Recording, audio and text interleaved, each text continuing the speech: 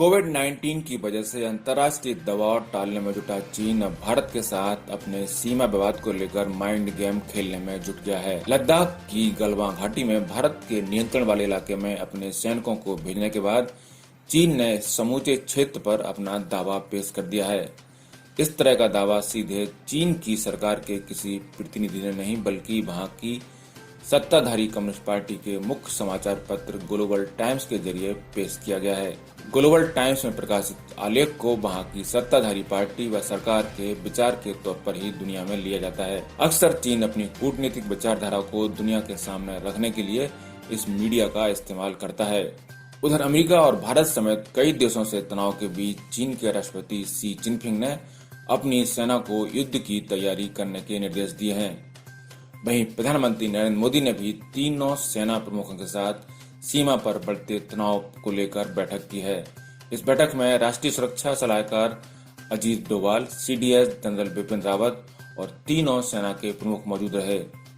मंगलवार को central military commission की बैठक में जिनपिंग ने कहा कि पीपुल्स लिबरेशन आर्मी के सैनिकों के प्रशिक्षण को व्यापक रूप से बढ़ाया जाए और सेना को युद्ध के लिए तैयार किया जाए। आपको बता दें कि कोरोना वायरस महामारी के कारण चीन का अमेरिका और ऑस्ट्रेलिया के साथ भी चुनाव तरम पर है। शी ने सेना को आदेश दिया है कि वह सबसे खराब स्थिति की कल्पना करे, उसके बारे में सोचे और युद्ध के लिए अपनी तैयारियों और प्रशिक्षण को बढ़ाए। तमाम जटिल परिस्थितियों से तुरंत और प्रभावी तरीके से निपटे, साथ ही पूरी दृढ़ता के साथ राष्ट्रीय संप्रभुता, सुरक्षा और विकास संबंधी हितों की रक्षा करे।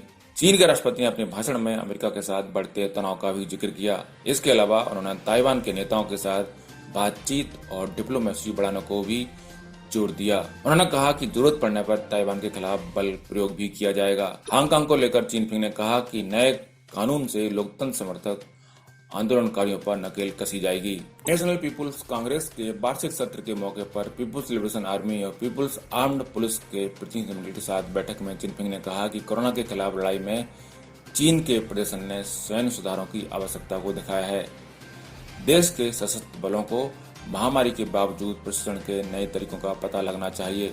भारत से लगती सीमा पर सैन्य झड़पों के बाद चीन ने न केवल अपने सैनिकों की बड़ी संख्या में सीमा के पास तैनाती की है, बल्कि ऊंचाई वाले इलाकों में उड़ान भरने के लिए अनुकूल लड़ाकू विमान J-11 और J-16S को भी ऑपरेट करना शुरू कर दिया है। इन तस्वीरों को ओपन सोर्स इंटेलिजेंस एनालिस्ट डेट्रेस्फा ने जारी किया है। चीन का सेयांग J-11 रूस की सुखोई Su-27 का चीनी वर्जन है।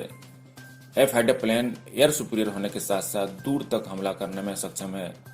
इसमें 2 इंजन लगे होते हैं, जिससे जेट को ज्यादा पावर मिलती है। चीन में ही निर्मित इस विमान को केवल चीनी एयरफोर्स ही ऑपरेट करती है। यह विमान एक बार में 1500 किलोमीटर की दूरी तक मार कर सकता है। उधर भारत भी चीन की PLA के सैनिकों की गतिविधि और किलेबंदी पर 4-5 विवादित साइट्स पर पैनी नजर रख रहा है। ये उत्तरी पेंगोंग त्सो झील, देमचौक, गलवान वैली के इलाके में है। यहाँ सैटेलाइट तस्वीरों, एयरक्राफ्ट और ड्रोन से नजर रखी जा रही है। बताया जा रहा है कि हालात गंभीर हैं, लेकिन चिंताजनक नहीं है। भारतीय सेना का रुख साफ है कि वह PLA के सैनिकों को एक तरफा कार्रवाई की इजाजत नहीं देगा। इंडियन आर्मी फॉरवर्ड पोजीशन से इंच भर भी पीछे नहीं हटेगी। इसके साथ ही प्रोटोकॉल का भी ध्यान रखा जाएगा कि गैर जरूरी तरीके से PLA के सैनिकों को उकसाया न जाए। भारत ने लेह स्थित 3 इन्फेंट्री डिवीजन को ऑपरेशन अलर्ट एरिया में भेज दिया है। वहीं दूसरे इलाके के यूनिट्स को उनसे रिप्लेस किया जाएगा। चीन ने भी पूर्वी लद्दाख में 1200 से 1500 सैनिकों को अलग अलग इलाकों में आमने सामने तैनात किया है। PLA ने भी ताकत का प्रदर्शन करने के लिए कम से कम 5000 सैनिकों को बॉर्डर की तरफ मूव किया है। झील के किनारे चीन ने भारी सैन्य तैनाती की है।